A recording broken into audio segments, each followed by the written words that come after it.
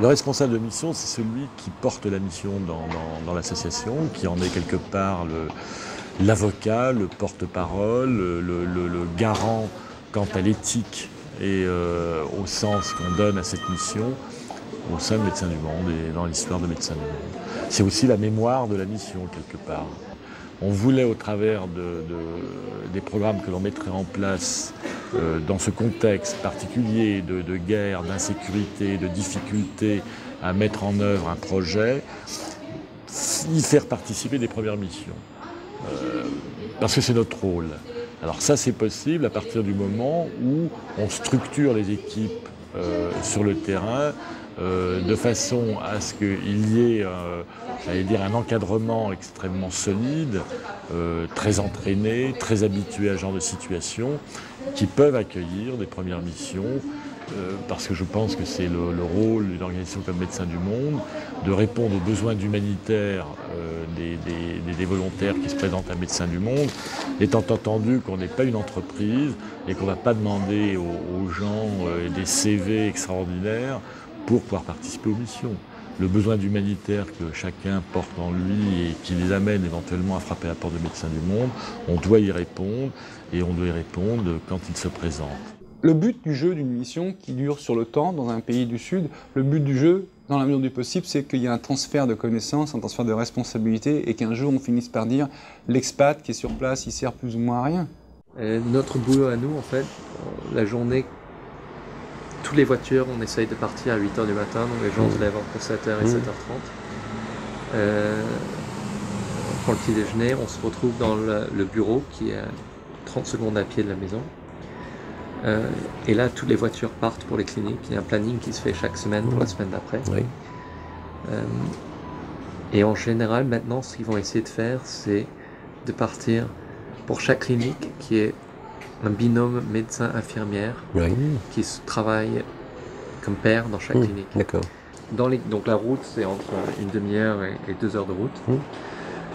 Et là-bas, le travail principal, c'est de superviser les consultations.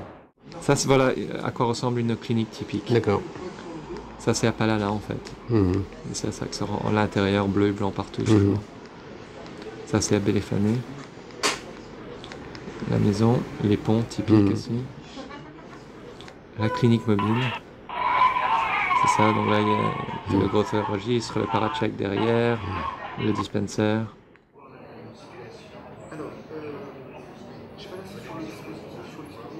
Sans rentrer dans les détails, moi il y a 2 points sur lesquels je voudrais insister, et ça c'est vrai sur n'importe quelle mission où il y a des risques sécuritaires comme le Libéria. 1, être joignable en permanence. D'accord ? Deuxième règle, c'est informer de là où on est. Troisième règle, là aussi sur toutes les missions c'est pareil, c'est ne pas aller là où c'est interdit. Je vais t'en rajouter une quatrième. C'est que la sécu, les règles de sécurité se discutent avant, après, mais jamais pendant. Oui. Alors une première mission, c'est quelqu'un qui n'est jamais parti en mission humanitaire, donc il le fera pour une première fois avec nous, et par contre qui a déjà une expérience professionnelle suffisante qui lui permettra de trouver une place dans nos programmes à l'étranger. On va dire qu'on attend 3 choses. La première, c'est qu'il puisse répondre au cahier des charges, parce que quand on est en mission d'urgence, ça va vite, il y a des besoins, souvent des besoins vitaux, que les programmes qu'on met en place sont là pour combler ces trous, et qu'on ne peut pas se permettre d'avoir quelqu'un qui arrive sur une mission et qui papillonne. Donc il y a, on va dire, un devoir d'efficacité qui est primordial. La deuxième attente que l'on a, c'est que cette personne se retrouve dans le poste et sur la mission où on l'envoie. Parce qu'il n'y a rien de pire que d'avoir sur une mission quelqu'un qui ne trouve pas sa place. Les conditions de vie, la proximité, le rythme de travail est tel que souvent on a entre 10 et 15 expatriés qui vivent 24 heures sur 24 les uns sur les autres. Et donc avoir une personne dans l'équipe qui vit mal sa mission risque d'avoir des conséquences sur l'ambiance générale des opérations. Et le troisième point, qui est beaucoup plus personnel, mais pour l'expatrié, en fait 25% des gens qui partent en mission d'urgence sont des premières missions, et donc ça veut dire que ça leur permet de mettre le pied à l'étrier sur des actions humanitaires et on espère pouvoir les fidéliser. Et on est extrêmement attentif à ce que ces missions ils s'y retrouvent pour leur donner le goût des missions humanitaires et si possible également le goût de Médecins du Monde pour pouvoir fidéliser les gens et au bout de 2 ou 3 missions avoir des gens expérimentés qui maîtriseront parfaitement leur travail, qui seront même en mesure d'encadrer des futures premières missions. Tu représentes 24 heures sur 24 l'association. Et même si à 18h, quand tu as fini ta journée, ou 20h ou 22h, t'enlèves ton t-shirt avec ton petit logo Médecins du Monde, que tu te mets une chemise propre, que tu as pris ta douche, que tu vas pas boire une bière ou un coca dans un bar, même si toi tu as l'impression de décrocher, tu restes aux yeux des autres, acteurs de Médecins du Monde. Donc nous, on te demande d'avoir un comportement en adéquation avec l'éthique de l'association. Dans 95% des cas, quand il y a un problème sur le terrain, c'est pas un problème qui est lié aux compétences des personnes ou un problème de matériel ou un problème très logistique. C'est souvent un problème de vie d'équipe, donc un problème de relations humaines purement, c'est-à-dire des conflits dans une équipe. Il peut y avoir des problèmes qui sont aussi très liés à des contextes de sécurité dégradés et c'est vrai que quand on travaille sur des missions où le contexte sécuritaire est mauvais, on a des règles très strictes. On ne peut plus sortir de la maison, par exemple à partir de 5h du soir et avant 8h le lendemain matin. Donc ça veut dire que pendant tout ce laps de temps-là, vous êtes avec le reste de l'équipe. Parfois vous partagez votre chambre avec 1 ou 2 autres membres de l'équipe. Donc trouver des moments d'intimité, c'est très très difficile. Mais en tout cas, les discussions que tu as eues avec Andrew, avec Thomas, avec Fabio, comme ça entre 2 portes, ça t'a apporté des éléments supplémentaires, ça t'a un peu éclairé. Bien sûr, je sais un peu mieux ce qui m'attend au point de vue but, ses moyens, collaboration place et ambiance aussi, quoi, c'est tout.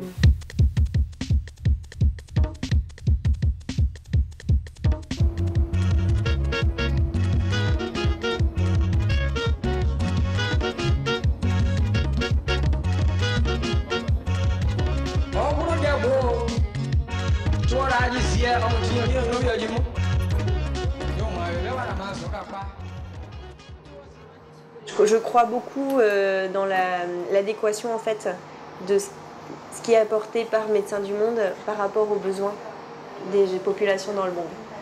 Il faut aussi avoir une raison d'être là, envie de participer à un projet humanitaire, envie de ne pas être là que pour faire des sous, mais pour aider une organisation à fonctionner avec un budget donné. I expect that they work well as a team, you know, that they support each other, because that ultimately is going to impact or have a result on how they do their work, but also that they enjoy the experience here, you know, that they have fun by doing their work, that it's not, oh, it's 8 o'clock, you know, we have to go to the clinics, and it's kind of like a duty, you know, because then they're not going to enjoy their time here.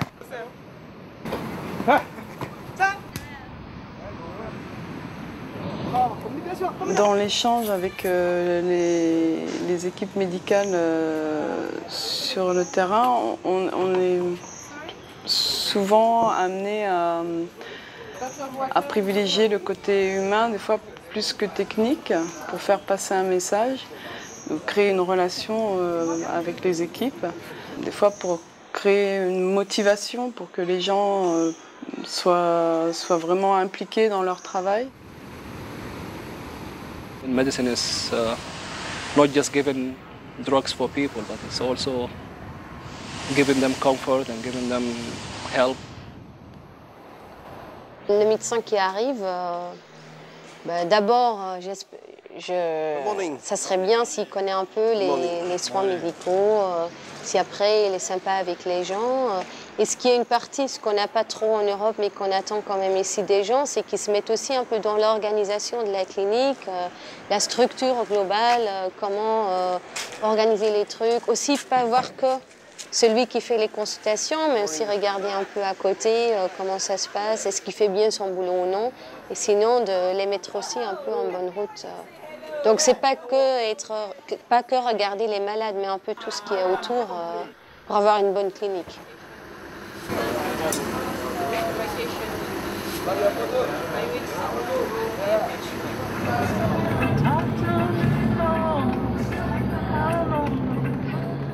aujourd'hui, je ne vais pas dire grand-chose ni faire grand-chose, je vais observer, quoi.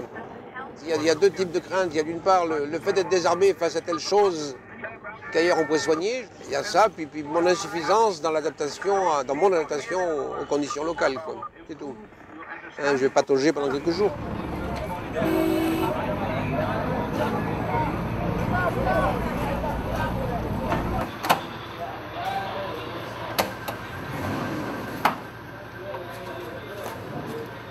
C'est vrai que quand tu as une première mission, tu viens d'arriver, tu prends ton temps à regarder, mais c'est normal. Il n'y a personne qui t'attend qu'après 2 jours, tu commences à changer les cliniques ou tu as 2 semaines à regarder, prends ton temps à voir comment ça se passe, qui fait quoi, parce que c'est pas si évident et il y a tellement de différents trucs. Je pense que si tu as un intérêt là-dedans ou si tu aimes bien un peu de faire quelque chose à côté, c'est pas un problème.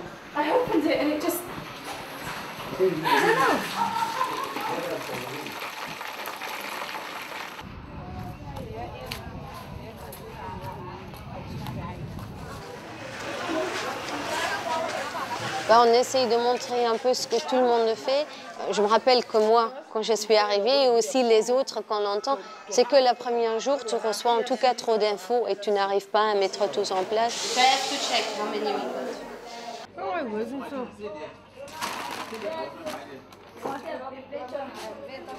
Quand les gens arrivent, ils font 10 minutes de l'éducation de la santé.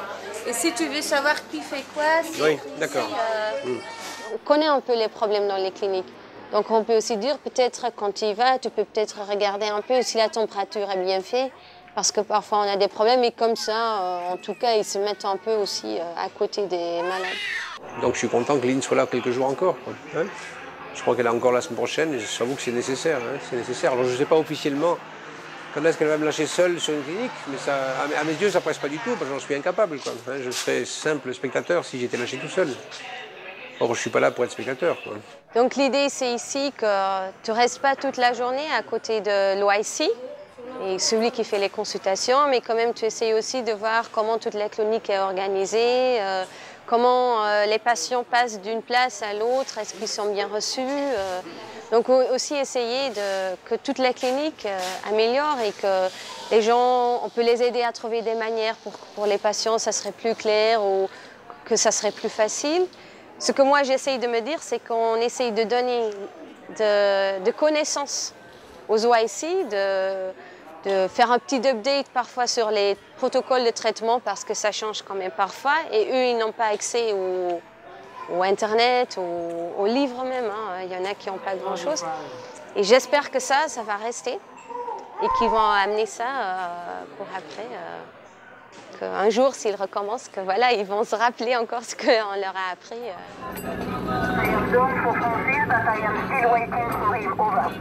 Okay, then hope he will come and you will have a nice time together, over. I don't know if the time will be nice, but we will have time, over. Okay, thank you and see you tonight. Okay.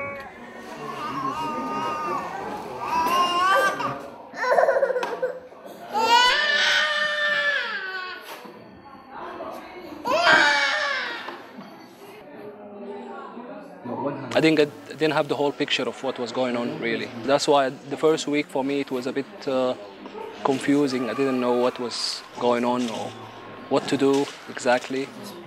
But now this is my second week, so it's I'm getting there, and it's really exciting job. Toute la journée, on est dans les cliniques, on est avec les gens, on les aide à s'organiser, on les entraîne, on les forme aux techniques de soins. Comment gérer une clinique, comment gérer une pharmacie, un stock, comment faire des pansements, poser des perfusions, faire des injections. En ce moment, on fait aussi des formations sur la propreté dans les cliniques. Donc voilà, c'est vraiment très proche des gens, hein. Tous les jours, on est avec les équipes sur le terrain. Ici, on est souvent obligé de se débrouiller avec ce qu'on a. Donc ouais, ça c'est quand même une grosse différence. Et puis ensuite, la population à laquelle on s'adresse, c'est quand même des gens qui n'ont pas eu d'éducation pendant plusieurs années. Donc On a des fois un petit peu du mal à trouver des gens qui ont des connaissances médicales. Donc c'est ça aussi en fait la grosse différence, quoi. The woman Quebec, she would do it again. But then I think in Europe, you don't have a direct contact. You don't actually, you read it on a paper. You have the information that is cold. It's just words. But here you actually, it's tangible. You actually see that, the result.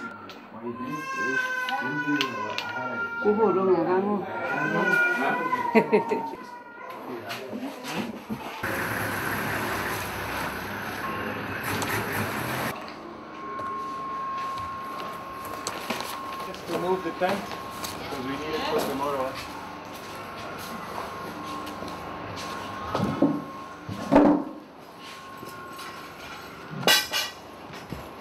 Les statistiques, ça prend beaucoup de temps. Je dirais presque 20%. Ça approche l'aide humanitaire puisqu'après ça déclenche des prises en charge d'épidémies et donc ça fait partie de l'aide humanitaire, même si c'est pas être au contact des patients, même si c'est pas ce qu'il y a de plus valorisant. La surveillance épidémiologique, la veille épidémio, c'est vraiment quelque chose d'indispensable sur une mission. C'est vrai que c'est pas forcément le travail le plus gratifiant, mais il faut qu'il existe, il faut qu'il soit fait pour pouvoir mettre les mesures en place dès que possible. I think it's important that we exchange knowledge between each other. Yeah, definitely. It's very important that every one of us knows exactly what's going on in different departments. You still have one plant in Mobile 3, D'abord, il paraît qu'on a oublié les yaourts dans le réfrigérateur. À toi.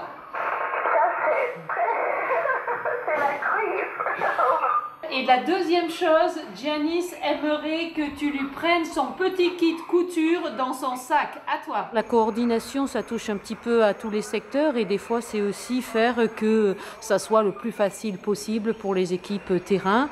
Alors, ça ne veut pas dire qu'on ne va pas sur le terrain, qu'on ne participe pas nous aussi aux activités terrain, mais c'est que des fois, on essaie de faire un petit peu de préventif pour faciliter le travail des équipes sur le terrain.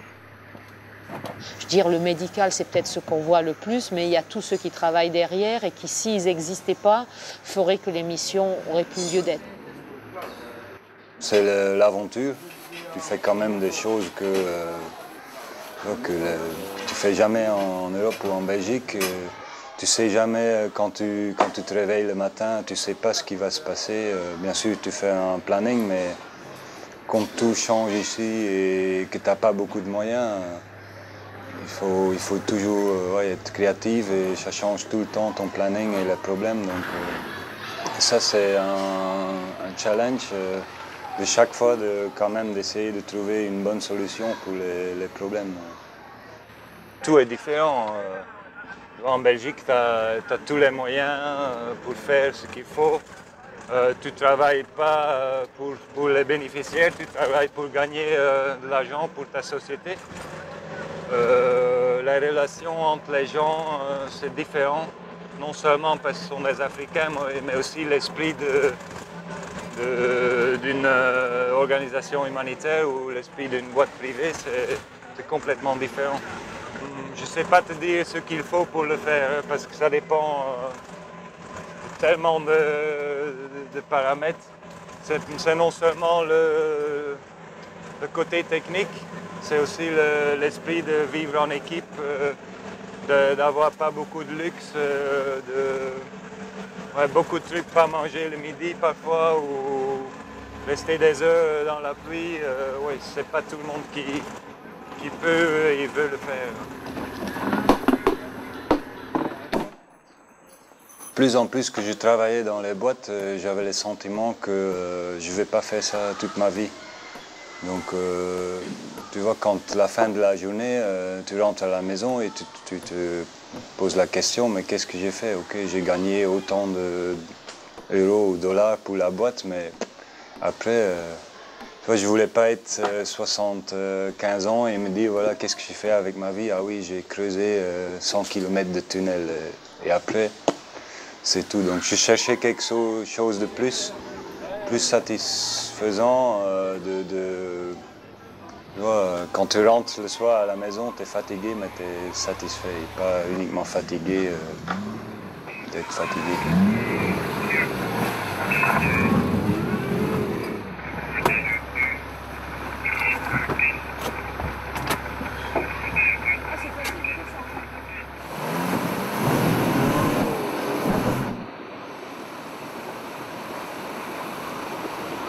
Pour l'instant, oui, je continue parce que j'y crois, parce que je m'éclate, parce que je me fais plaisir, parce que j'espère aussi que ça sert à quelque chose que je fais. Je crois qu'il faut juste avoir la tête sur les épaules et se faire plaisir tous les jours et pas mettre la barre du bonheur trop haute, mais il ne faut pas du tout être surhumain pour faire de l'humanitaire. Il n'y a pas de souci, on va la sortir. C'est fait de plein de rencontres, de plein d'événements qui fait que ça transforme la vie et qu'on n'a plus envie forcément de retomber dans une vie un peu plus routinière. Et je crois qu'on fait partie des gens qui ont plein de connaissances un peu partout dans le monde parce qu'on rencontre tellement de gens et je ne crois pas du tout que ça rend asocial, peut-être au contraire parce qu'on vit quand même en équipe, des fois dans un espace de vie assez restreint pendant des mois et des années et je pense que si on est complètement asocial, ça se ressent vite.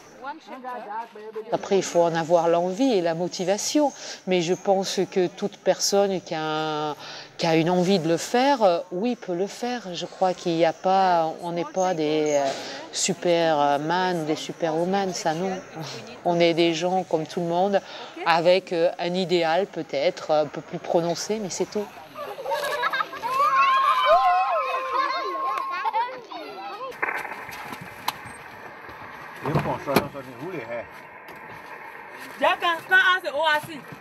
The ORC is the best person. What ORC? Who's in charge of the building? And they're coming down. Why are they coming down border here? Mohammed, I'm just going to look in the building to see which room we can use.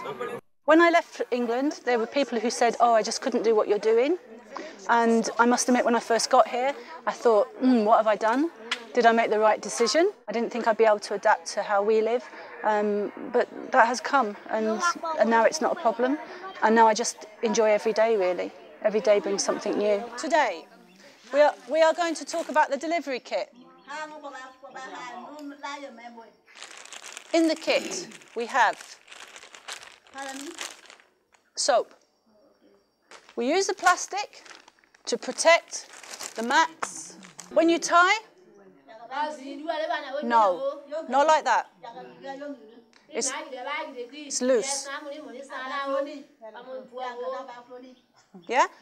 The bleeding will come and air and germs will go into the baby. So when you tie, 1, 2, under, 1, 2. Sometimes I'm training the TBAs and the TTMs, and sometimes I help the local midwife do OB consultations. With the standards I have from England, with the knowledge I have from England, and because I'm used to having medical care close at hand and emergency equipment, facilities for emergencies, no, it's not easy doing the job here. It's totally different to what I'm used to. I think I expected some of the things I've seen, but some of them have been really new to me, obviously. Interesting, upsetting, things that you'd like to change but no, you can't change. The women here, they don't expect a lot, not like in England. They go through whole pregnancies maybe without having any antenatal care at all. And for deliveries, of course, there's no pain relief. And if they need to be taken to hospitals, they're a long, long way away on very bad roads. I think everybody should try it because it puts into perspective how we're able to practice back in England. We're very privileged back in England.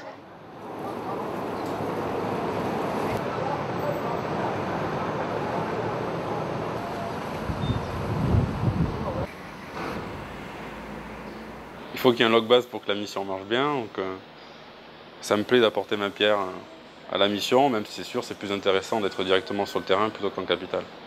Il faut être sûr qu'il y ait tout ce qu'il faut à la base. Donc il faut gérer l'eau, il faut gérer l'énergie, il faut gérer l'approvisionnement en bouffe pour que tout le monde ait à manger. Il faut gérer l'équipe de la maison, les cleaners, les cuisiniers. C'est important pour un expatrié, je pense, qui est sur le terrain, qui est dans des conditions parfois assez difficiles. Quand ils reviennent en capitale, ils ont besoin de souffler, d'avoir un minimum de confort. Même si, quand ils viennent au Liberia, ils savent qu'ils ne vont pas forcément avoir l'eau chaude, des choses comme ça. Mais il faut faire en sorte qu'ils puissent bien se reposer, recharger les batteries pour repartir pour une semaine de travail acharné sur le terrain.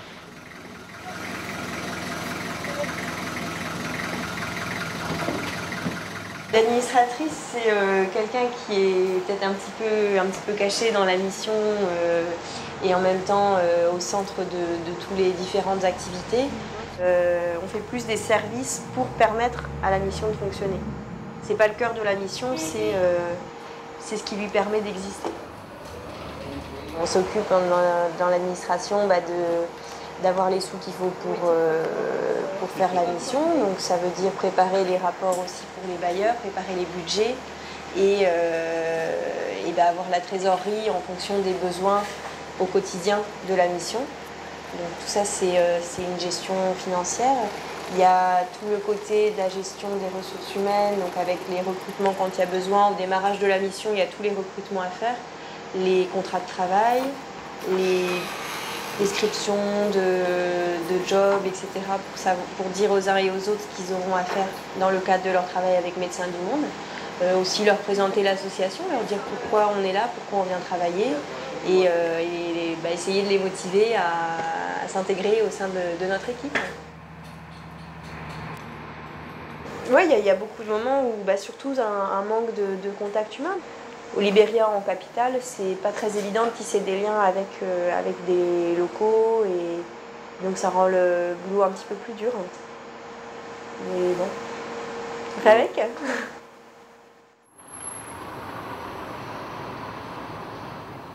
Moi, j'ai beaucoup apprécié tout ce contact avec les équipes locales, avec les gens qui travaillaient aussi à la maison, les chauffeurs et puis rien que les patientes qu'on voyait. Mais c'est vrai que avec les patientes, on a peu de temps de discuter parce que déjà, elles viennent en consultation et on a beaucoup de monde à voir, ou elles passent pas trop de temps. Mais c'est vrai que moi, j'ai surtout rencontré, toutes les équipes locales, ça a été super. Moi, j'en garde un très très bon souvenir. Mais c'est vrai que ça m'a ouvert un petit peu les yeux sur une dimension un peu plus sociale de mon travail. Parce qu'au début, je me disais, je serais sage-femme toute ma vie, en salle d'accouchement, et puis non. Niveau professionnel, j'ai appris trop de choses, et puis ça m'a remotivé aussi pour repartir en mission à nouveau. Parce que ça, c'est un truc, j'avais fait du développement, mais j'ai jamais fait de mission d'urgence à proprement parler. Et ça m'a permis aussi de savoir aussi ce que je voulais faire, quoi. Moi, ce qui m'intéresse en ce moment, ce seraient les missions d'urgence à court terme, 3 mois, 4 mois maxi, et puis foncer, faire des missions qui pulsent, travailler 6 jours sur 7. C'est du non-stop. En mission, c'est pas des petites journées. Ça y va, quoi. Faut être en forme, quoi. Faut être solide. J'ai pas vécu 3 mois et demi dans la peur, pas du tout. Par contre, je savais qu'il fallait faire attention. Je me baladais toujours avec mes petits papiers, exactement ce qu'il fallait faire, guide sécu. Mais c'est vrai que j'allais pas non plus jouer avec le feu là-bas, puis on n'a pas envie de faire des trucs de kamikaze là-bas. C'est pas... Non. Ça m'est arrivé de dire à des gens, je veux voir aucun expat dans les bennes des pick-up. Tu vois, les bennes des pick-up. Aucun expat dans les bennes des pick-up. Moi, sur les missions où je bosse, un expat dans une benne de pick-up, il gagne son retour France. Si je suis le boss. Je suis le patron de la mission, tu te barres, je te surprends en ville, tu es dans la benne de ton pick-up, ton chauffeur il est devant, ce soir tu rentres en France. Parce que j'ai perdu un expat sur le terrain, moi, dans une benne. La voiture s'est mise au tas, il est mort. Alors depuis ça, et la photo d'Herville est toujours à mon bureau, pour que je ne l'oublie pas, depuis ça, s'il y a un expat sur une mission où je bosse, qui est surpris dans la benne, il gagne un billet pour la France. C'est facile de rentrer en France. Fais ça et tu rentres. Parce que moi je ne perdrai plus d'expats sur le terrain. À chaque fois, quand même, une première mission, c'est une rencontre avec une grande humilité.